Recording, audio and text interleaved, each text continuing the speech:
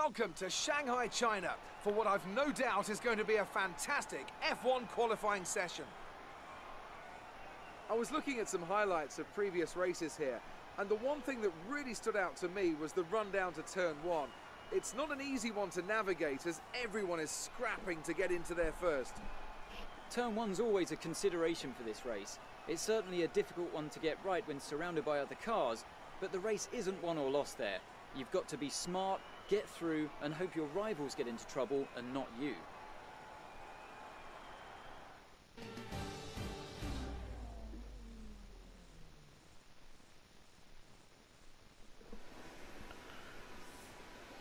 Alright, ladies and gentlemen, welcome back. We are here in qualifying at the Chinese Shanghai circuit. You know how we do. Alright, so the fucking Renaults are already going out, so fuck it, we're going out as well. Dickhead. See what we can do. Practice was weird because the first session was dry and sunny, the second and third session was full wet, so that wasn't exactly fun, so I couldn't really feel the car out because I know qualifying for the majority, well, for qualifying it is going to be dry, but for the race it's going to be primarily dry, and then at the back end of the race you're going to have a bit of wet, but not full wet, so it's going to be like intermediate conditions. So I didn't really get much of a feel for the car itself, so that wasn't exactly the greatest. I got kind of a feel for the circuit, but with the wet, you know what I mean, with the wet conditions, I didn't really feel as though I was getting the full performance out of the car that I would have liked. But here we go into the first flying lap, nice little section there, almost full lock coming out of turns, effectively turn one, I'm calling it turn one. Fuck everyone who says it's not turn one. Downshift 5.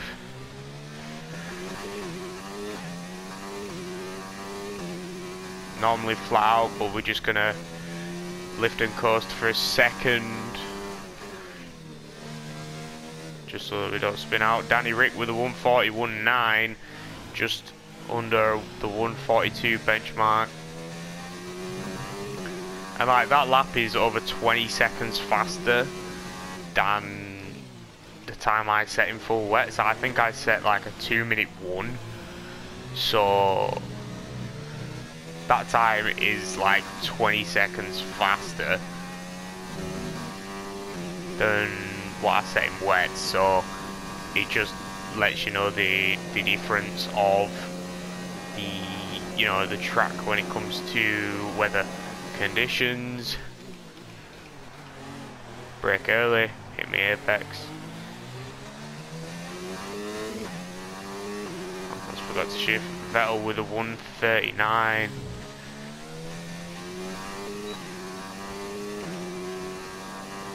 And I had a 143. So I'm over a second slower than Vettel, but that's about right, really. Back to the garage we go.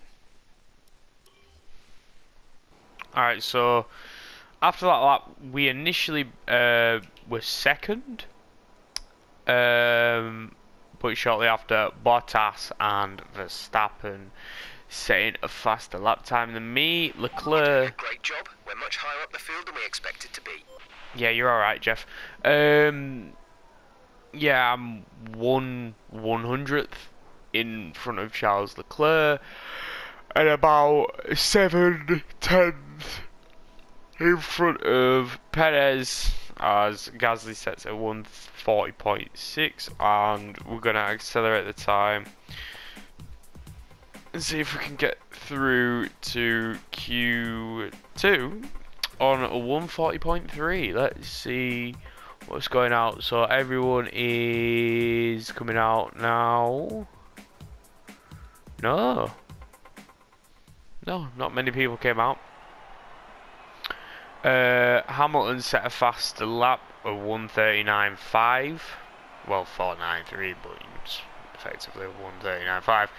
But yeah, we get through into Q2 once again in 6th position with a 140.3. Lando Norris doing the same, good man. Alexander Albon getting out of Q1 for the first time, I do believe. Devon Butler gets through, Norris gets through, Albon gets through, and Lucas Weber gets through as well. So yeah. Oh yeah, and Devon Butler is our new rival, so yeah. So let's see what damage we can do in Q2.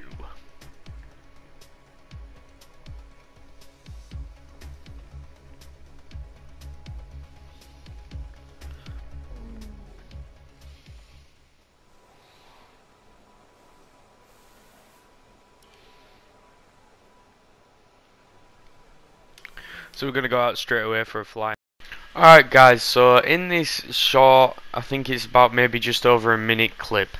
Now I've actually turned the clip audio off, and what I was saying here was I got, for some reason it was a little bug. Obviously I was playing, I think when I recorded this it was like the 2nd day of release, so there was, obviously there's just a few things, a few little niggles here and there. And I was getting no audio from the car, and I could hear the people in the grandstands, and I could hear my engineer, but I couldn't hear anything to do with my car. So I was here looking through the settings, turned it up and down, you know, to see whether or not, you know, I'd gone into the settings, but I hadn't, and I was like, what on earth is going on? So anyway, I come out of the settings and I decided, you know what, I'm just gonna pit. I'm going to pit and restart the game to see if that'll, you know, change what's gone on effectively. So we come into the pits and obviously get warning for the speed, but yeah, that's about it, guys. Then I restarted my game and here we are again. Alright, ladies and gentlemen, we've returned the next day and I've actually managed to sort this out. The audio issue we out, fingers crossed. But yeah, we're here in Q2 and to view your current tyre, brake and engine temperatures, press the MFD button to open the multifunction display, and then press it again to cycle through till you reach the temperature information screen. Yes, Jeff, I know how that works, mate. But yeah, we're going to try and see if we can get into Q3 on mediums. It'll give us a more preferable race strategy, and let's go for it.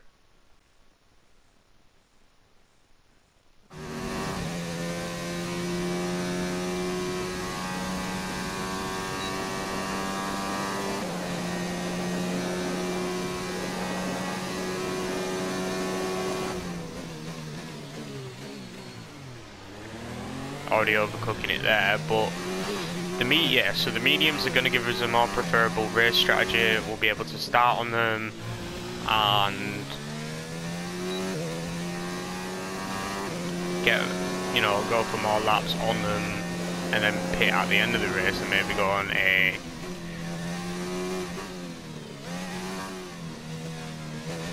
a more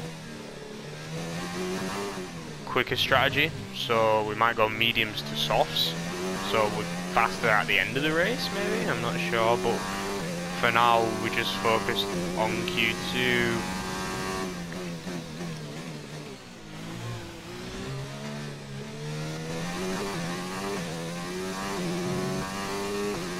I've had, because I didn't know what the audio issue was, I haven't jumped on career mode itself, so this is my first time on career mode since yesterday, but when I did like a massive recording spree, but I've been on multiplayer, keeping myself, you know, trying to keep myself in good shape on the wheel. Come down the back straight, DRS open into 8th, and with the engine upgrade, as you can see on the dries, with DRS open, just getting shy of 200.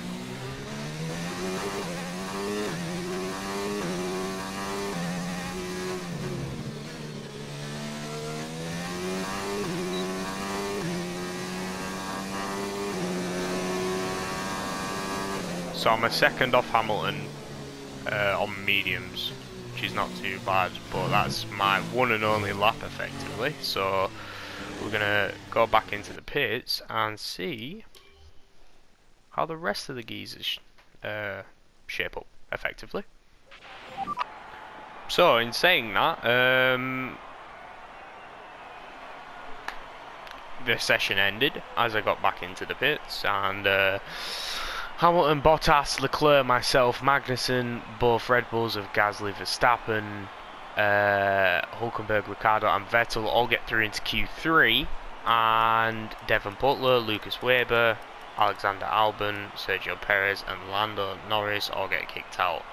Now I am looking to try and change the difficulties, doing my head in, because if I set a half decent lap with the softs on, I would have came first in this session.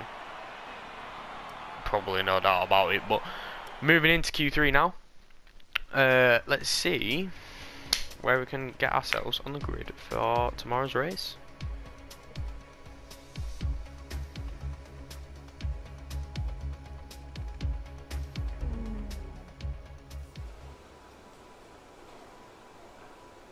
Alright, so I'm here in my garage in my brand new McLaren.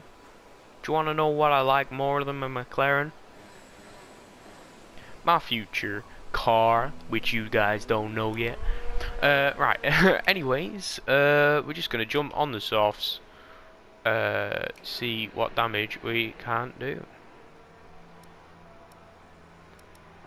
Why have softs only got a lifespan of 8 laps?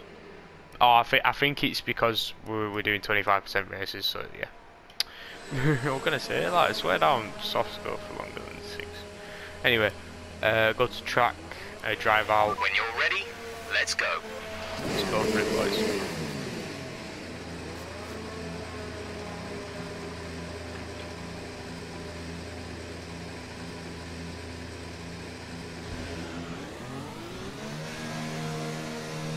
Alright, boys and girls.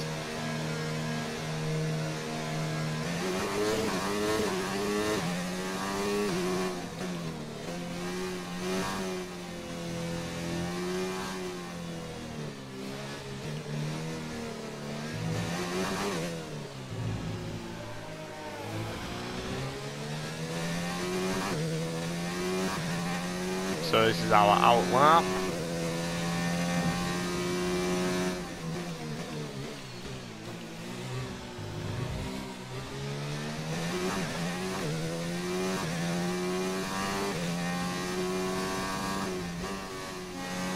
So as I'm recording this, the first F1, well, the second episode of the F1 career mode is out, but the second race and the first one in Formula 1,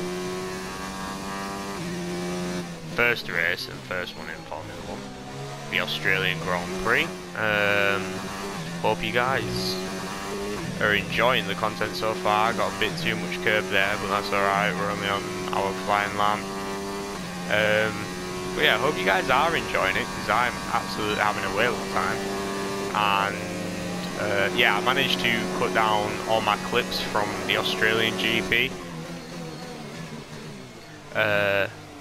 down from, I think, just over an hour to just over half an hour, in the basis of about half an hour long, guys. So 30 minutes, 31 minutes, something like that. But here we go for our flying lap. So yeah, I'm going to walk you through this in post-comms. So as I turn to the right for the sweeping left-hander into turn 2, get a little bit wide there, but I get a decent-ish exit. And you'll notice for the first couple of videos that I am fully redlining my gearbox, and I've changed now, so I make sure I don't redline there. Got a little bit of the back wheels stepping out, but here, which is normally flat out, it's definitely not in a McLaren. I have to lift off first and then come through, brake, shift down a couple. It's a nice, it felt nice around Shanghai. But anyway, we're coming through into the final sector here, through sector 2 of the flats and lefts and rights. Come round for the sweeping right-hander. Get quite a lot of curb here. Thought I would have lost a bit of time, but anyway, flat out here, going wide, very nice, sticking to the line as per usual. And 8th gear, DRS open, and blitzing down the straight. And yeah, this car needs a lot of upgrades at this point.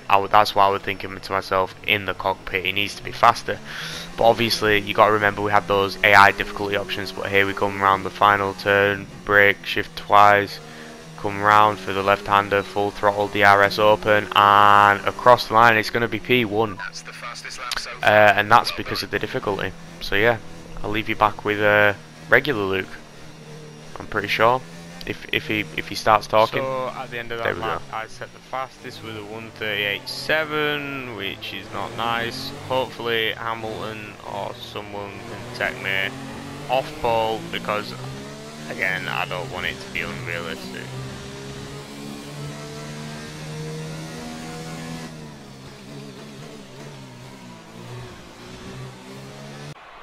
So yeah, no one pipped me off my post, which is stupid really, because I really need to change this difficulty and I cannot find a way to do it so far. So like, I can get to the screen where it shows it, but it's like blurred out, can't change a damn thing. So yeah,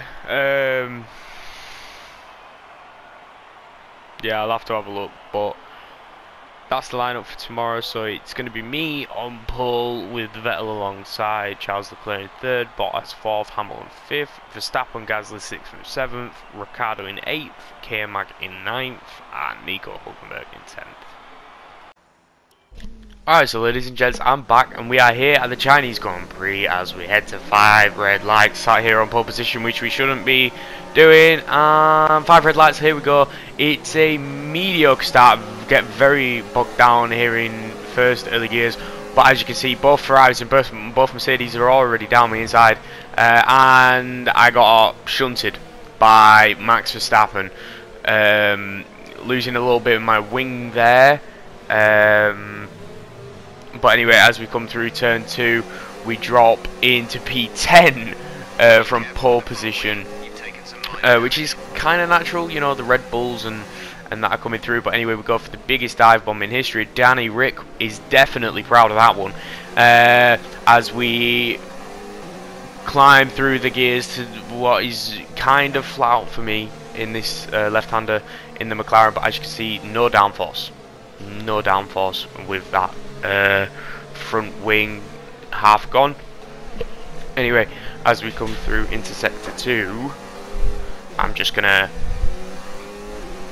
attempt to catch Pierre Gasly here, as we've got Nico Hulkenberg on our tail. We break a little bit late there, close up to the Red Bull of the Frenchman as we come round the flat right-hander onto the back straight here at Shanghai.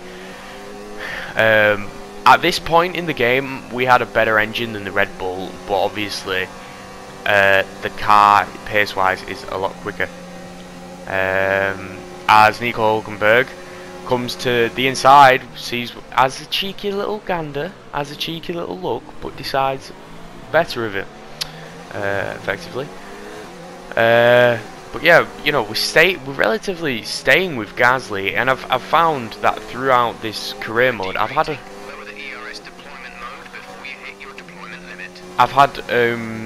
quite a few battles with Pierre. You'll see in a couple episodes' time that I had a very nice scrap with him. Didn't finish off well, but we had a nice scrap anyway. Nico Hulkenberg, yeah, jeez. Nico Hulkenberg takes advantage of me going wide into turn 1 because of my lack of downforce. I'm just looking here, I'm like, this is not fun. Anyway, brake late. Hulkenberg's still there though, so I'll give him the room. And now I started redlining, so I don't know why I was changing cameras. I think I was trying to just make the screen go away. We're taking the screen away so I didn't have to see my tyres or my front wing, and I pressed the wrong button on my wheel, so that's why we're redlining, because we're too busy concentrating on the camera. But anyway, as we come again into sector 3 now, there's a yellow flag ahead, and why is there a yellow flag? Or is it behind me? It is in fact behind me. So I thought something had gone wrong, and I was checking, and Hulkenberg is out of the session. Now, what you guys didn't see was I kind of like pushed him. Like, I was very aggressive with my defending there, and I think he might have clipped someone and went straight into a wall or lost his tyre. But anyway, it's only 19 of us left in the session. I'm in P8 at the minute behind the top guys. I do believe Grosjean is in front of me, or Danny Rick's in front of me. I reckon one of the Renaults is in front of me. But here we go, K-Man fucking putting his fucking tongue in, and he gets the job done. What a lad. Anyway, we give him a little tap, just, you know, just to let him know we're still there, as we turn left as we go towards sector 2 here, and we drop in positions, and we are on the mediums, so it would have been a very nice early stint for us, as Magnussen locks up because he knows we're still there. He's feeling a little bit pressured. So Jeff's just letting me know that my engine's just a tad worn, and that's probably because of me redlining it, and I tried going for a move around the outside, but the lack of downforce because of the front wing damage didn't let me do anything. But anyway, we had I was enjoying this race a lot. You know,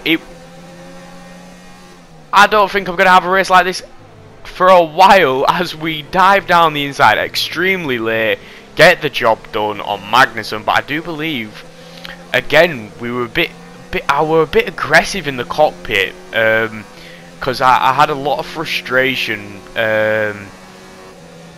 from the front wing damage and the sound not working in Q2 and stuff, and having to delay like my actual recording of this. So I was a bit annoyed, as Devon Butler in his Racing Point attempts to go ahead and find a move around the outside of the hairpin down at the back straight. But anyway, we come across the line to begin lap 4 here of 14, as Devon Butler in that Mercedes powered Racing Point blitzes straight past me like absolute no man's business. Anyway, we come through the, once again, turn 1 into turn 2.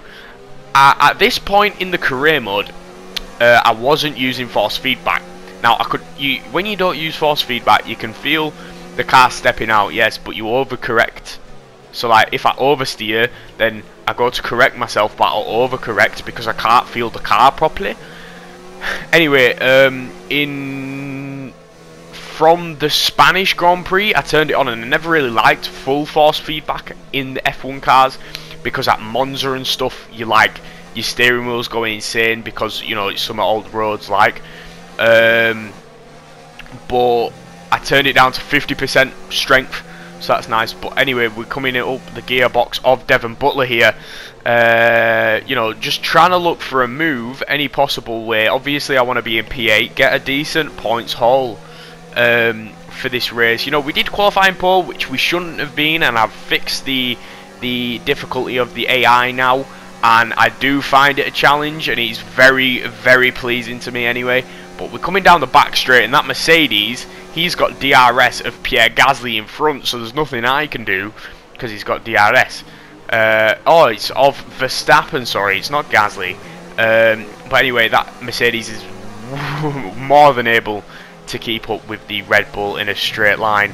And I'm just trying to stay within the DRS range of Devon when we get into the zones, so I can attempt to keep up with him and keep in the slipstream. Anyway, I broke late into turn 1 there for the sweeping right and then lefts, and I actually managed to. I put my left leg in, and I took it straight back out. If you know the nursery rhyme, because the gap closed up very quickly, as Devon Butler locks up into this right-hander here, going through into sector 2, and I'm just like, he knows I'm there. He's trying to attack Verstappen, and he's losing time doing so. If he wasn't, you know, I don't know why Verstappen was so slow, but if Verstappen were faster, Devon would be faster, and I won't be able to catch him. Anyway, as we come through into sector 3 here, I get a very nice exit, but once again, because of the Mercedes Power Racing Point car, I can't do anything on the straights. But anyway, we come through. We are closing up to him, but as you can see, the indicators in the bottom of the screen, the guys behind me are starting to catch me now. I had a little bit of a gap. Again, a very nice exit, but not good enough. Anyway, we get DRS open. We're in the slipstream of Devon Butler, and he's in the slipstream of Max Verstappen. Oh, Butler's fake to the right, gone to the left here, going around the outside. A lock up from Max Verstappen. Butler's round the outside. Can he get this move done? He's got very good traction out of the corner, and he manages to beat the Dutchman around the hairpin. It didn't really matter though, because Verstappen's just came into the pits. Anyway, me and Butler soldier on as fucking Kevin Magnussen wants some again. Anyway, we go up into P5 now, because people like Danny Rick and some of the top dogs have come in for the pit stop, because obviously if they're qualified on the soft tyres in Q2, they have to start the race on the soft tyres unless it is wet conditions.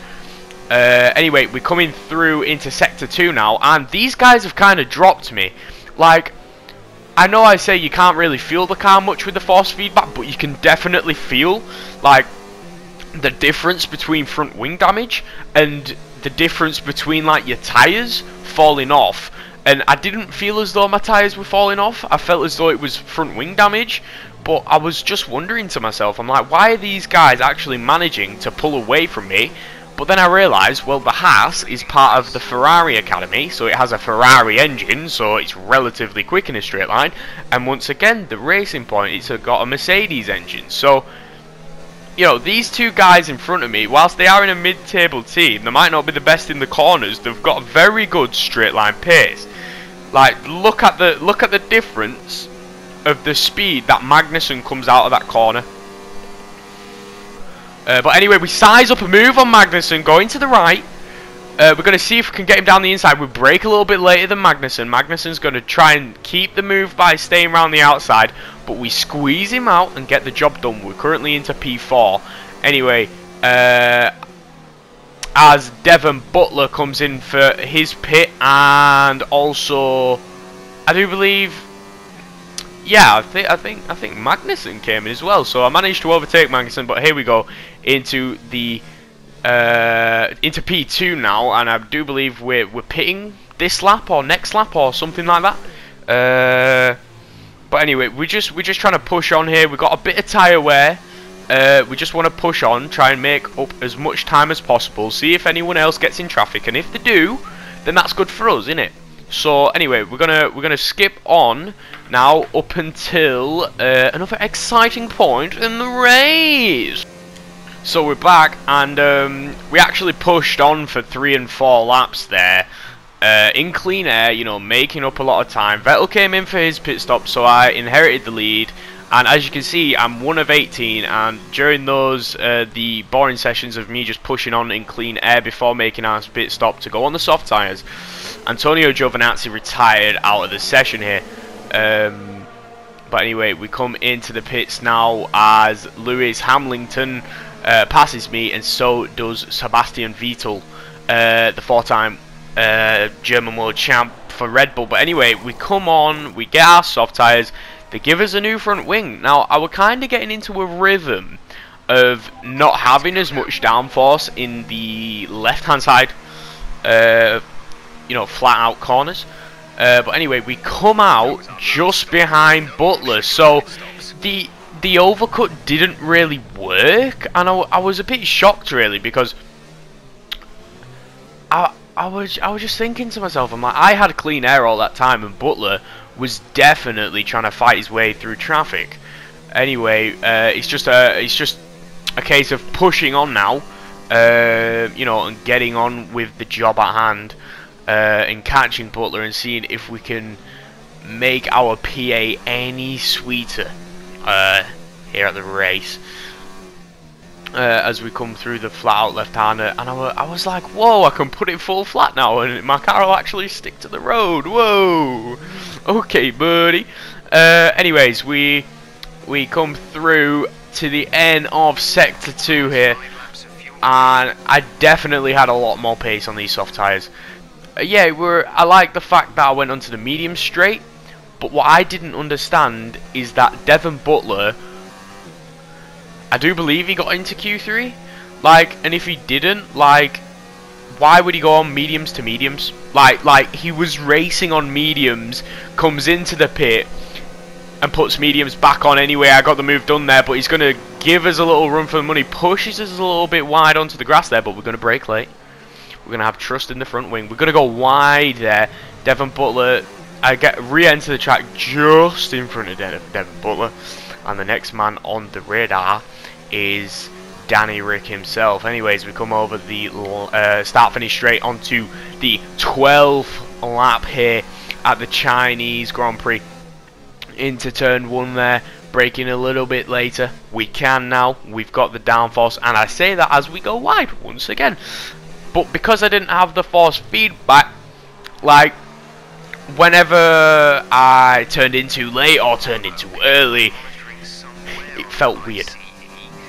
Like, obviously I've turned it on now and I'm proper enjoying it. It is like, it was kind of a learning curve, me being able to even get these results on a wheel, because not 2, 3, 4 months ago I couldn't even do a lap. Like, do you know what I mean? So I've come quite far in the past months, and actually being able to play a new game. And I said to myself, when this game come out, I'm never going to play with the controller ever again. So every race, every practice session, every qualifying session is done with my wheel. And like, I was having struggle with some of the practice programs in one of the later races after this, and one of my mates went, oh, just use your controller. I'm like, whoa, whoa, whoa, whoa, whoa. I made a promise to people on YouTube, you guys at home, sat at home with your hot beverage, right, with your bourbon biscuits. But anyway, we make up a lot of time on that straight. I'm loving the tyres are rubbing in, you know, they're getting up to temps now, and now the lap times are being quicker. As you can see, we set the fastest middle sector there, we go across the line and set another fastest lap. So it's Danny Rick's just in front of me. He's going to brake a little bit earlier to force me to go on the brake as well. As we go down the inside, there's a little tap there as I squeeze my way down the inside of turn 1 on Danny Rick, the Renault man himself. Anyway, we move up into P6 now in the best positions. We're not best of the rest, because that's Danny Rick now, boys. We are in the top 6 positions, boys. For us, this was mental. Like, I was going crazy. I'm like, how did I manage to catch up with Danny Rick? You know what I mean? You know, he's got relatively good pace, etc, etc, etc, and yeah, such things like that. Anyway, lap 13, and I don't even know, Pierre Gasly's in front of me, so I think for the rest of the race, I don't think anything happens, so I'm going to leave you guys with it, and I'll join you back on the final lap. So, joining back the very next lap in the very same position, setting the fastest sector 1 time, a relatively slow sector 2, but anyway, we're on the back straight. We'd made a massive gap towards Ricardo, and there was no way. Maybe if you'd given us 5, 6, maybe 7 more laps, I might have been able to push on and maybe catch Gasly. But here we go, around the final hairpin. Charles Leclerc, the youngster from Monaco, takes the Chinese Grand Prix here, and he takes the checkered flag as we come over the line for a magnificent P6 performance. I was so happy with this one, guys. Okay, good job, mate. Really well done. That was a fantastic drive.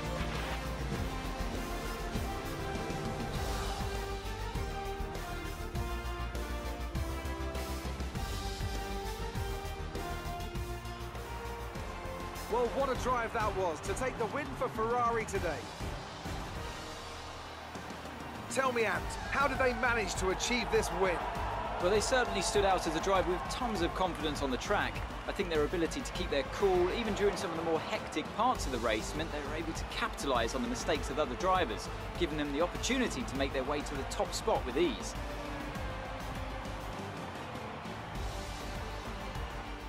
Ferrari are at it again, an excellent performance at today's Grand Prix, and they're certainly a team that know what they're doing out there.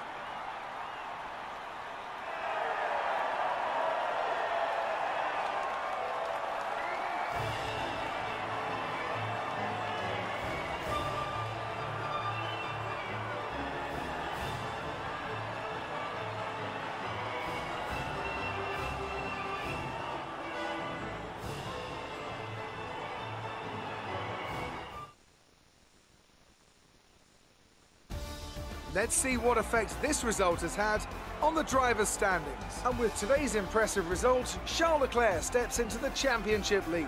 Let's focus on the driver of the day, Anthony Davidson. Who do you pick? It's got to be Lando Norris, hasn't it? Smooth, confident and assured. I've got no doubt that he and his team are going to be over the moon with his performance today. Let's move on to the constructors. Ferrari continue to extend the gap at the top of the table. Meanwhile, Renault move up the table with another strong performance this weekend. Well, that was certainly an incredible weekend of racing. Be sure to join myself and Ant for more exciting Formula One action soon.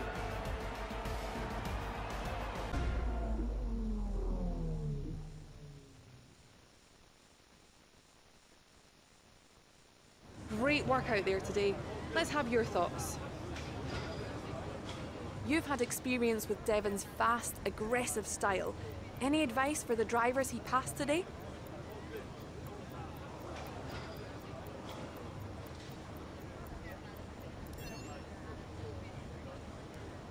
You're breaking all expectations. What's your secret?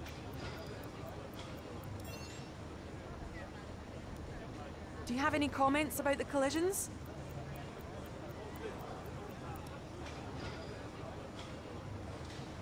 Great. Well, that's everything.